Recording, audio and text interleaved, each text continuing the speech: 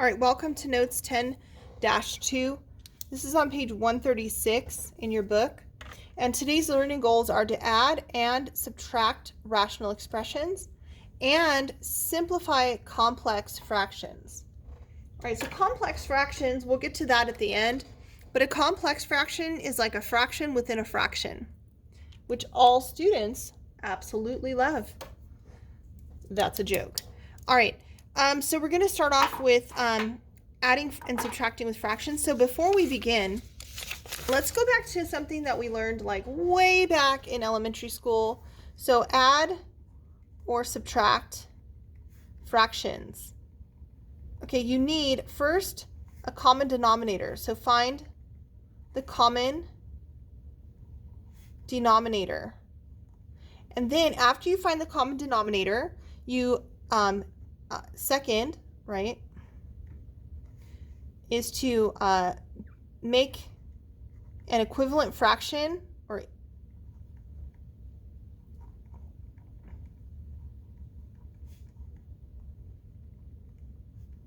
with the same denominators for all fractions.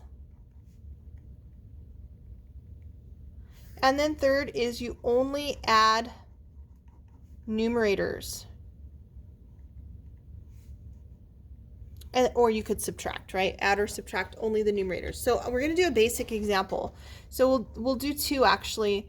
So let's do something like we have, for example, 1/6 plus 1/3. Okay, so 1/6 plus 1/3. First, you identify if they have a common denominator. They do not. So to find the common denominator, you factor, and the denominators must each have both of these terms, a 2 and a 3. So the 6 is good. It's got a 2 and a 3, right? You factor this. This is just 3 times 1, so just 3. So this one needs to have a 2. So we're going to have to multiply both the top and bottom by 2 so that the denominators are both a 3 and a 2. So I'm multiplying the bottom or the denominator by 2 and the numerator by 2. So this one doesn't need to change. 1/6 plus, that's 2/6, 2/6, which is 3/6. And then you can reduce it. And it does reduce, right? We can divide both the top and bottom by 3, which gives me 1/2, 1/2. Okay, another example, same idea. This time, something like 2/3 plus 1/2. All right, so 2/3 plus 1/2.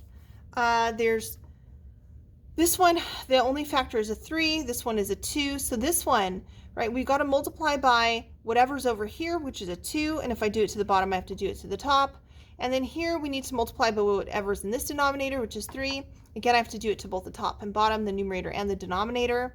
This gives me 4/3 plus 4/6, excuse me, 4/6 plus 3/6, which is 7/6. And you could reduce that to 1 1/6, or you can leave it. And we'll do one final example.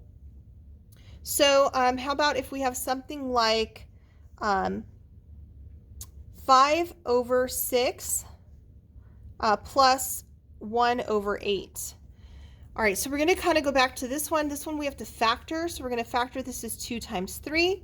And this is 2 times 2 times 2. Now, the common denominator, they already have a 2. So I don't need to multiply by 2 by this 2.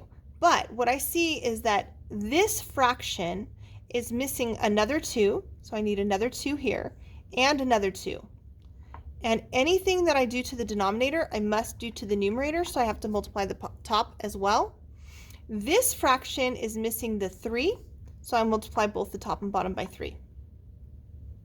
So this gives me 4 times 5, which is 20, over 6 times 4 is 24, plus this gives me 8 times 3, which is 24, and that would be 3/24. And then I would add only the numerators, which gives me 23/24. So in case you ever wondered how you found common denominators back in elementary school, that would be it right there. All right, so now it says to add these two. So it says to find the common denominator. Well, to find the common denominator, we have to factor, just as I did here, right? Factor the denominators. And then factors that are not in common, right, would be the x plus 4 and the x plus 1. You'll see why in a moment. And then we would write that as our common denominator. All right, so we're just finding the common denominator of 1 over x squared minus 3x minus 4 and 1 over x squared minus 16. So to do that, we're going to factor the denominator. So we need something that multiplies to negative 4 and adds to negative 3, which would be negative 4 times 1. So this will factor as x minus 4 and x plus 1. And then this is a difference of squares. It factors as x plus 4, x minus 4. So what you notice is that they already have this x minus 4 in common. So this is part of my common denominator. The missing portions, right, are x plus 1 and x plus 4. That is your common denominator. Done. All right, we're going to do another one. So to try these A, it's 1 over x squared minus 9 and 1 over 3x squared minus 9x. So again, step 1 is to factor. So we're going to factor this. It's a difference of squares. That's x plus 3, x minus 3. And this one, I'll always look for the GCF first. It's 3x. That gives me x minus 3. So I'll identify the common factor. The common factor is x minus 3, so that's part of my common denominator. The missing factors are an x plus 3 and a 3x. I generally write my monomial terms out front. And that's it. That is our common denominator. All right. Now we're going to move on to adding and subtracting expressions with different denominators. So let's look at the first example, which is on the top of page 137. I'm going to do this off to the side on a separate sheet of paper. So we have 2 over x minus 2. And let's start off with some adding. They're starting off with subtracting. We're going to do this with adding, and then we'll do it with subtraction. So plus 3 over x squared minus 2x. And so again, we first have to find a common denominator. So to find the common denominator, we're going to find the LCM or LCD, the least common denominator, which would be, we're going to factor this guy. It's already factored. We're going to factor this guy, take out the common factor, which is x. We're going to identify the common factor, which is x minus 2. And we're going to identify, so the LCD is x minus 2, and then any missing factors, which is an x. All right, so that means that my fraction on this side is missing the x, so I'm going to have to multiply this guy by x. Anything I do to the denominator, I must do to the numerator as well. So I'm multiplying both the numerator and denominator by the missing factor. This one, there are no missing factors. All right, so I'm going to continue on. This one, nothing needs to be done here. I need to rewrite this as 2x over x times x minus 2, plus this is 3 over x times x minus 2. And then when you add, remember you only add your numerators. These are not like terms, so they don't combine. So we get 2x over one common denominator of x minus 2. All right, let's do the same thing with subtraction. So instead now we're going to do the same problem, only we're going to subtract. We still have to find the LCD, which would be, we factor this one, it doesn't factor, it's just x minus 2. We factor this one, it factors as x and x minus 2.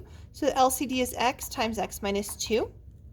And then we need to multiply by whatever's missing on this side, which was an x.